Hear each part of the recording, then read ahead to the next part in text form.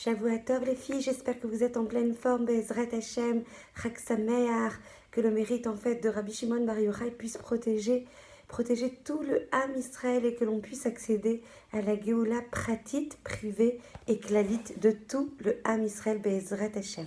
Je vous souhaite en fait une journée remplie de Torah Lishma, que l'on puisse prier pour les enfants, qui soient source de lumière en fait pour tout le Ham Israël dans la Torah, dans les Midot Tovot, dans la Hartout, et que l'on puisse par ce mérite continuer, intensifier, connaître Akadosh Baruch Hu, se rapprocher de lui et donc proclamer très rapidement la royauté d'Akadosh Baruch Hu partout dans le monde. Bezrat Hashem. On continue sur la Igeret Arambal. Bezrat Hashem, on continue en fait sur l'humilité, sur les vertus de l'humilité, sur la capacité et sur la nécessité plutôt de regarder en fait les auditeurs ou de ne pas les regarder en regardant vers le bas, justement pour ne pas les impressionner et toujours rester humble. Vous avez bien compris que l'humilité, en fait, c'est le shoresh, c'est la racine de toutes les midot tovot et c'est pour ça qu'elle occupe un point central dans toute l'étude de la Igeret Aramban. ואל תביט בפני אדם בדבריך עמו, וכל אדם יהיה גדול ממך בעיניך. Ne regarde pas ton auditeur en parlant pour l'intimider ou l'impressionner. Considère chaque homme comme supérieur à toi. Et tout au long de sa lettre, on va voir le Ramban évoquer diverses formes d'arrogance. Il va souligner ici l'habitude qu'ont certains de regarder les autres de haut, d'une manière souvent fort subtile et délicate. L'arrogance intimide, quelle que soit sa forme. Il n'est pas toujours nécessaire d'agresser verbalement autrui pour lui faire mal. La froideur des fois, pénétrante d'un regard, peut être tout à fait blessante. Il faut donc s'efforcer d'être attentif à tous les aspects de la communication avec autrui et ne pas s'y méprendre, ne pas croire que parce qu'on parle doucement, alors on n'agresse pas l'autre. Il faut faire très attention à la teneur, au ton, à l'intention en fait de nos paroles. Les grands maîtres du mouvement du Moussar ont utilisé une parabole qu'on va rapporter ici Bezrat Hashem pour illustrer la psychologie de l'individu qui se croit supérieur. Venez, on va imaginer ensemble le scénario suivant. Il y a deux hommes qui sont les plus riches du monde et qui se rencontrent un jour. Ils se mettent à discuter et ils arrivent à comparer l'immensité de leurs fortunes respectives. Et chacun est désireux de s'imposer comme le plus riche, alors qu'ils énumèrent toutes leurs possessions. Et au bout de plusieurs heures, ils ont eu la stupéfaction de constater que leur fortune était strictement égale. Alors ils ont continué à comparer leurs moindres atouts jusqu'à qu'il n'y ait plus rien à compter. Alors exaspéré, l'un des deux a sorti une petite boîte de sa poche. « Il y a 17 allumettes !» a-t-il énoncé, et l'autre fouilla à son tour dans sa poche et déposa de petits bâtonnets sur la table. Et il se mit à compter lentement. 16, 17, 18, 18 allumettes. Ah, je suis le plus riche du monde. Et toi, tu n'es qu'un pauvre petit misérable. Chaque individu porte le Tselem Elohim, porte l'image d'Akadosh Baruch Hu en lui.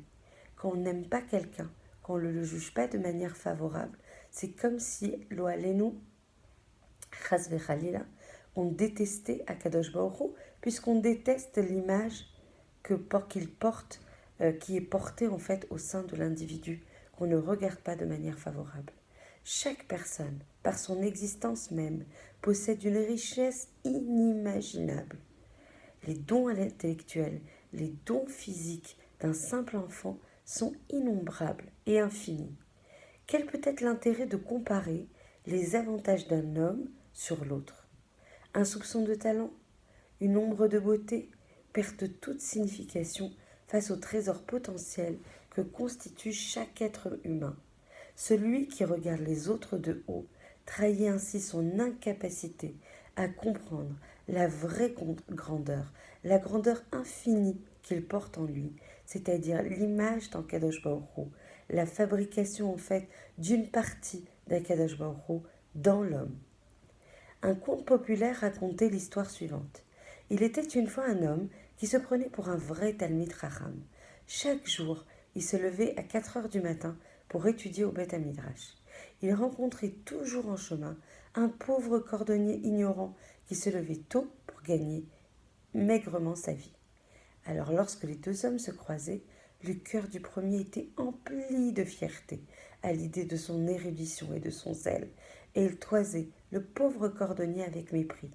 Quant au cordonnier, chaque fois qu'il apercevait cet homme lors de son trajet quotidien, il éprouvait un profond respect pour son érudition. Et ces rencontres se poursuivèrent pendant des années. Lorsque le jugement dernier arriva, quand les chamottes, après 120 ans, remontent en fait au niveau du Beth Mishpat à Elion, lorsque le jugement dernier arriva finalement pour les deux hommes, le mépris qu'éprouvait l'arrogant érudit pour le cordonnier pesait plus lourd que toutes ses bonnes actions et faisait pencher la balance en sa défaveur. En revanche, toutes les erreurs, les fautes du cordonnier étaient rachetées par le soupir d'humilité qu'il poussait chaque matin en levant les yeux vers le Talmid Chacham. Et c'est grâce à ce mérite que le cordonnier rentra au Gan Eden. L'homme qui se croit confortablement installé voit en chaque homme une menace potentielle et un adversaire possible dans l'éternelle course au kavod, à la gloire, à l'approbation. Privé des ressources de la confiance en soi, il est esclave de l'opinion que les autres ont de lui. Et c'est en dénigrant son prochain que l'homme arrogant gagne l'illusion d'une force relative. On continue. Ve'im chacham o asheru alecha lechabdo. Et si tu as en face de toi un homme qui est plus sage ou plus riche que toi, alors tu dois le respecter. Mipnei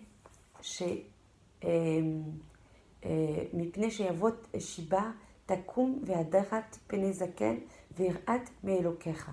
Lève-toi respectueusement devant les gens âgés, honore la présence de l'érudit et crains Akadosh Baruch Hu.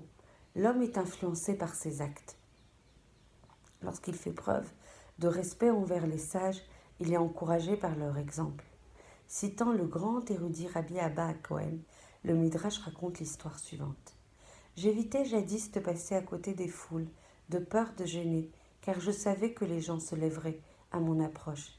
Mais Rabbi aussi m'a déconseillé cette attitude. Lorsque les foules se lèvent devant un érudit en Torah, leur cœur s'emplit de crainte d'Akadosh Baruch Hu. Inversement, le manque d'égard envers les érudits révèle un manque inné de respect envers la sainteté et le savoir de la Torah. L'érudit qui ne respecte pas ses collègues vit ainsi dans la contradiction. Son savoir souffre d'un grave défaut. Rabbi Eliezer disait « Tout étudiant en Torah qui ne se lève pas respectueusement devant son rave et maître est appelé méchant. Il oubliera à coup sûr ses connaissances en Torah. » Et le Ramban demandait à son fils d'être respectueux envers les sages, mais également envers les riches. De fait, les sages nous enseignent que la fortune de celui qui reconnaît que ses richesses sont un don de Dieu devient alors réellement une bénédiction d'Akadosh Baruch Hu. Ce n'est que lorsqu'il attribue sa fortune à son propre zèle qu'elle devient un poison spirituel. Il est finalement essentiel que chacun puisse prendre conscience de la valeur des ressources qu'il possède. La sagesse comme l'argent constituent des potentiels spirituels. Rabbi Yechiel Aroé écrivait dans un essai sur la valeur de l'argent qu'un sage dut un jour répondre à la question « Pourquoi voyons-nous souvent les sages rechercher la compagnie des riches, mais rarement les riches rechercher la compagnie des sages ?» Et le sage de répondre « C'est parce que les sages apprécient la richesse à sa juste valeur, tandis que les riches ne voient pas toujours la valeur de la sagesse. » Voilà, en espérant que l'on puisse travailler aujourd'hui, toujours, à chaque instant, cette vertu de l'humilité, cette vertu de juger en fait l'homme comme supérieur à nous. C'est un travail de toute une vie. Ça ne s'acquiert pas en une minute, mais grâce Baruch Hashem à l'étude, à la Siyata d'Ishmaïa, à l'accompagnement d'Akadosh Baruch Hu, par le mérite de Rabbi Shimon Bar Yochai, que son mérite puisse nous protéger Be'ezrat Hashem, tout le Ham Israël Koulo, que l'on puisse mériter en fait de travailler sur nos midotes, de travailler sur notre œil favorable Bezrat Hashem, et que l'on puisse par le mérite de cette humilité développer toutes nos midot tovot qui sont l'essentiel réceptacle en fait de l'étude de la Torah, et que l'on puisse étudier la Torah lishma pour le plaisir de connaître Akadosh Baruch Hu, de se rapprocher de lui pour pouvoir faire son ratson comme le nôtre, Bezrat Hashem. Et si on fait le ratson d'Akadosh Baruch Hu comme le nôtre, alors il fera notre ratson comme le sien, Bezrat Hashem. Je vous embrasse très très fort. Je vous souhaite une journée remplie de simra et de Torah et de Kedusha, parce qu'il n'y a rien d'autre à part ça, à part la présence d'Akadosh Baruch Hu, à part le ratson d'Akadosh Baruch Hu, que l'on puisse accéder à cette essence, à l'essence de notre vie, Bezrat Hashem. Je vous embrasse très très fort.